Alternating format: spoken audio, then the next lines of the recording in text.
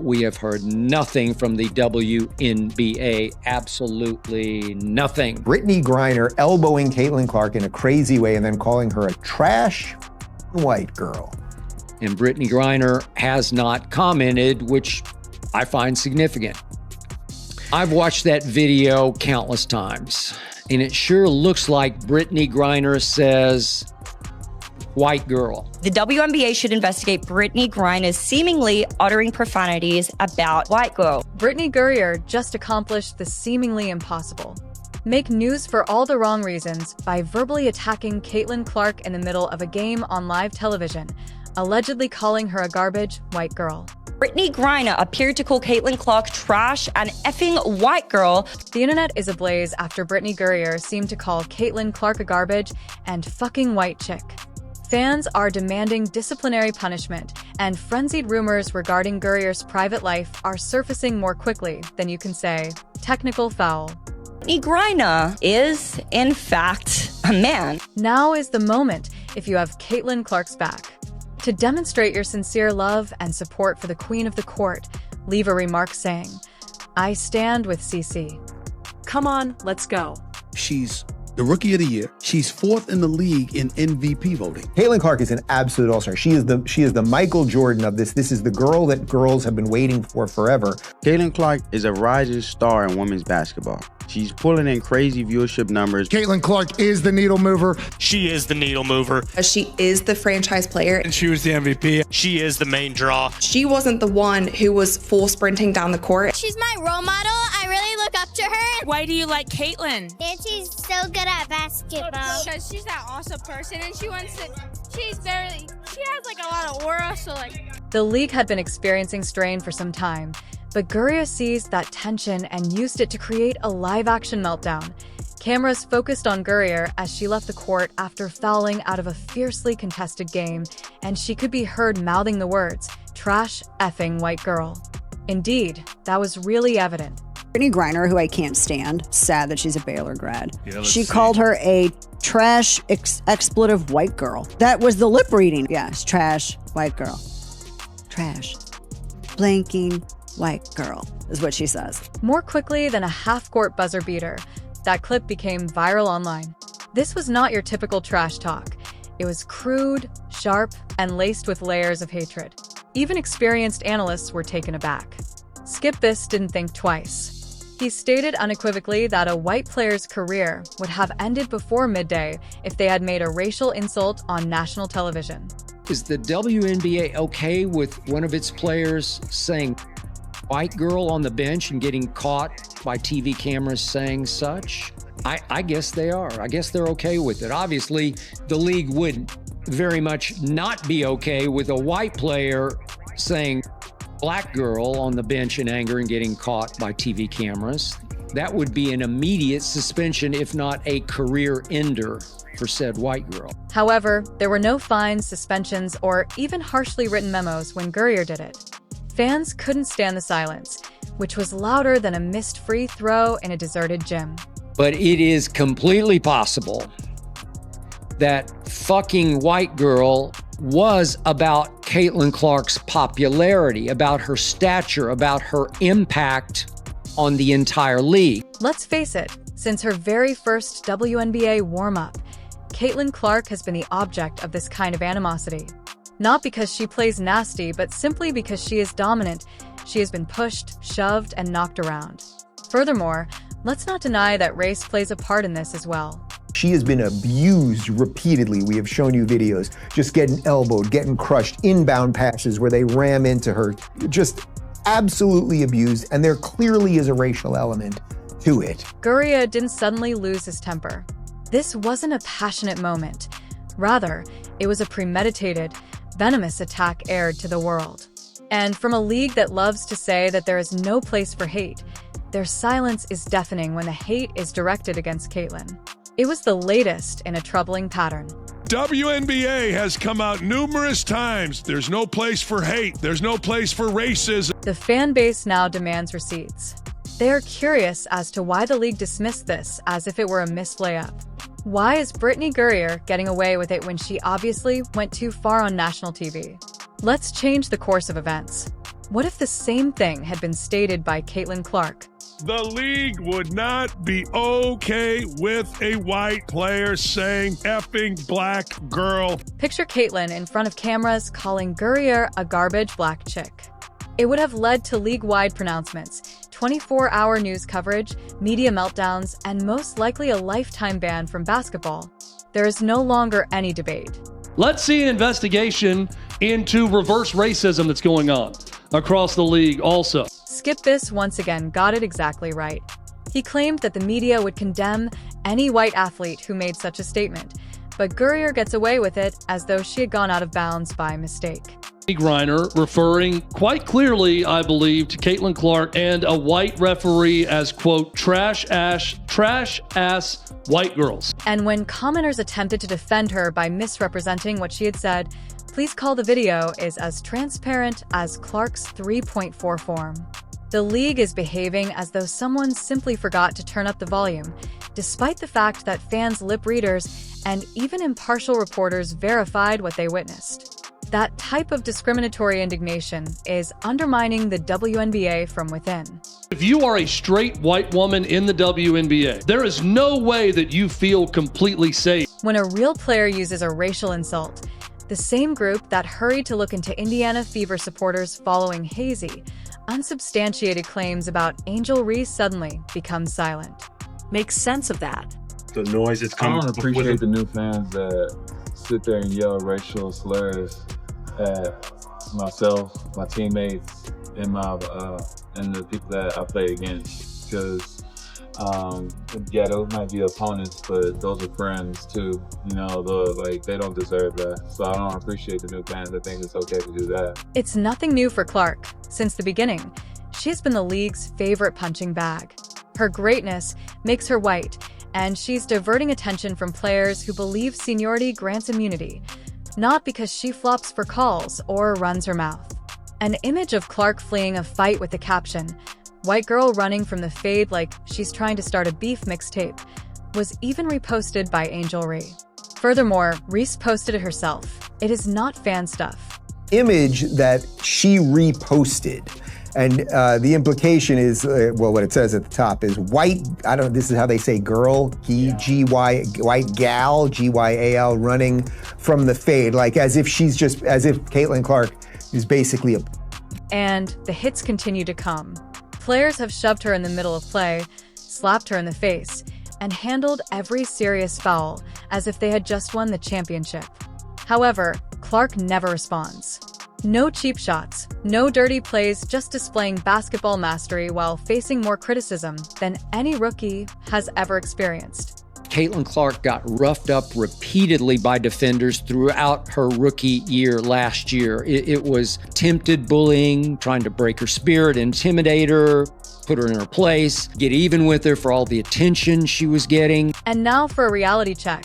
Caitlin Clark is supposed to zip it, smile, play nice, and take the high road whenever she gets smacked. Ignore the fact that she is the one being verbally abused and shoved. The media that ought to be supporting her is occupied with praising her opponents, while she is held to unachievable standards. The message is clear and loud. While the league continues to talk about expanding the game, neglecting what's happening to Clark is really making it smaller. Some players get away with it, while Clark gets a bullseye on her back. She accused the Indiana Fever fan base of being racist.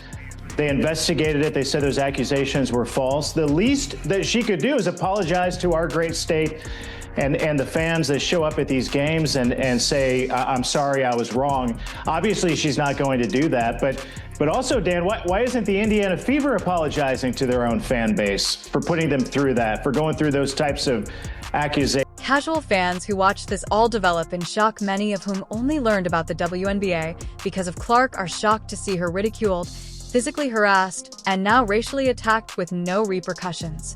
And what do they see from the league's silence, slogans, and a shrug instead of action or accountability? Don't be shocked when the WNBA's new fan base shuts off the TV if this is how they are treated. He stated in part, obviously, the league would not be okay with a white player saying effing black girl on the bench in anger. Let's go on to the query that no one at the front desk wants to respond to. Fans are tired of this hypocrisy.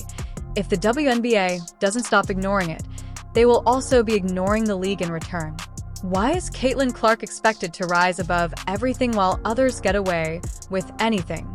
A racist remark directed at a white player is treated like a small infraction, but the same comment flipped would bring the league to its knees. Whatever the hashtag campaigns that are displayed across the court. WNBA without Caitlin Clark remains an attraction that not many people want to watch. Without Caitlin Clark, is going to massively affect the WNBA. Caitlin Clark is the closest thing that they have to quality play. Caitlin Clark, the Caitlin Clark effect is very real. She is the most valuable player in the league. However, just when you thought Brittney Griner's vocal tirade was the height of the drama, the internet rekindled a long simmering inferno. Jet fuel just brought one that has been boiling beneath the surface for years back into the forefront. This one is intrusive, intimate, and going viral. We're discussing the resurgence of conjecture around Brittney Griner's biological identity. Flag you, Brittney. Let me see something real quick. Brick, thank you. Get the hell out of here, yo. Jab stepping, just a brick. Swing and a miss. Oh! Yo, I ain't gonna fake it right now. That this person is not a female. Firstly, because this was actually posted to Brittney's personal Instagram. Let's be explicit. We don't deal in conspiracy theories. We're covering stories that are already trending on social media news sites and even in murmurs in locker rooms. The rumor mill has gained popularity. And this time, real video footage from previous articles and what many are describing as a glaring lack of transparency are fueling the discussion. The video that sparked it all was a topless Instagram story of Griner, which revealed a distinctly flat chest without the typical scarring associated with top surgery. That this person is not a female. Firstly, because this was actually posted to Brittney's personal Instagram. And when it comes to Instagram, they use a combination of like AI detection and plus manual surveyors, but specifically the AI detection to make sure that no explicit content ends up on the platform. So clearly whatever AI detection system was used when Brittney posted this and it stayed up for 106 weeks was not like, oh, this is a bare female chest, we have to take this down. It obviously assumed that Brittney was male. This is the reason why many are raising their eyebrows. The video remained online for almost 2 years despite Instagram's AI, which is infamous for flagging nudity, not taking it down for a day or a week. The suggestion that the torso may have been categorized as male by the platform's recognition software that, together with Griner's large frame, powerful voice, and physical dominance, has unleashed a torrent of doubt. As they see her slam into Clark, even impartial sports fans are asking, are we even playing on the same field? The rabbit hole deepens. Griner was assigned female only on paper, according to a widely shared anonymous post, and she has been navigating the sports world ever since with the truth hidden. Her mother allegedly made the decision. Brittney is a weird case. He's a man, yes, that much is obvious, but not in the way that you think. He isn't trans. He's a straight cis male who was raised as a girl and given a girl's name by his parents. His mother is the insane one. She forced him to live as a female right up through high school, filled out all of his paperwork, including BC as female, and kept the charade going. According to the hypothesis, Griner presents and lives as a man in all other contexts, with the exception of competition.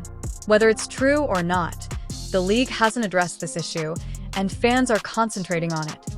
Why this secrecy inclusion is valued in today's world, but fairness is also required, particularly in elite competition. If these worries are even remotely valid, then female athletes like Caitlin Clark ought to have a league that is prepared to look into them. It's not just about sportsmanship when a linebacker hits someone like Clark, who is smaller, lighter, and obviously more susceptible. It's also about safety equality and whether the playing field is actually level.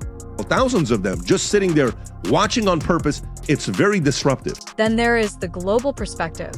Not to mention that Griner was at the center of a huge international issue where he was detained in Russia for possessing cannabis and later exchanged for a well-known guns dealer. Not your average guns dealer, the so-called merchant of death. Victor vowed it's more than simply a PR issue. It's a transaction in national security. The majority of folks can only imagine having that kind of political clout. WNBA crew are very fond of virtue signaling, but even when it comes to Brittney's exchange for like the merchant of death, which is insane, by the way, but had that been just like a straight white girl, my guess is that straight white girl would probably still be rotting in a Russian prison. Fans are correct to wonder how the league can continue to support someone with that type of baggage. Clark, the player who is making the WNBA relevant again, isn't even allowed to have a foul call against her. Whether this league is serious about safeguarding its future or merely its favorite is a matter of priorities. Brittney was male and therefore being topless on the platform was totally fine. It did not constitute as nudity. Now, some people may speculate, okay, well, is Brittney trans? Because it's not just contentious, but it may be the largest athletic scandal of the decade if there's even a chance that a biological guy is controlling women's sports under false pretenses. And in the midst of it all is Caitlin Clark. Not voluntarily or in response to provocation, but because she is the one that everyone wants to see if they can support or undermine her.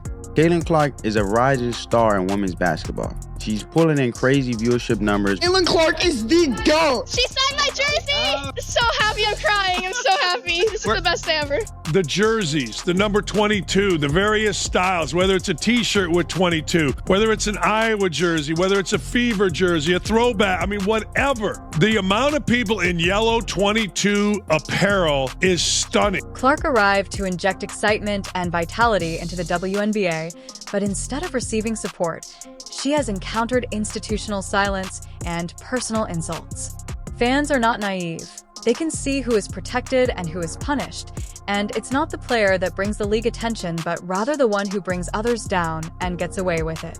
I love watching her score and just everything about her. They went the extra mile just to watch her play here. This is great news for women's basketball, period. That's nice. And she was shooting the shit out of it. Of course she was. Right, so she was shooting the shit out of it. And she's the face of the league. Agreed. She's the face of the league. Agreed. Just have nothing but great things to say about who she is as a person. She's so welcoming and so warm as an individual that she can have a conversation with anybody. She's cut from the same cloth as me in that regard. You know, us Midwesterners, we tend to just, accept everybody with open arms. She was so kind to my family and everyone in the suite when she came to KC. So huge fans of Caitlin Clark. It is a mad situation just all around when it comes to Caitlin Clark. In the meantime, the criticism of Griner gets louder every week, but we never receive any clarification, answers, or assurances that the league is shielding female athletes from unfair advantages.